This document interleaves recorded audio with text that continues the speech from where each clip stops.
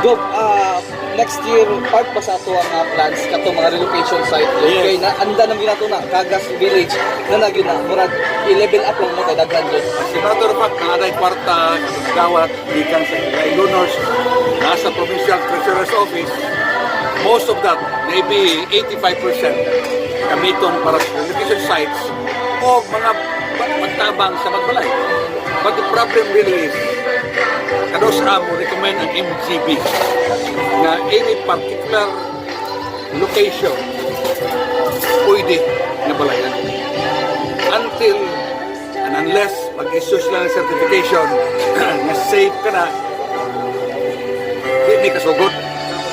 Because in order to buy o sa kaluti, kinahanglan i-certify sa MGB.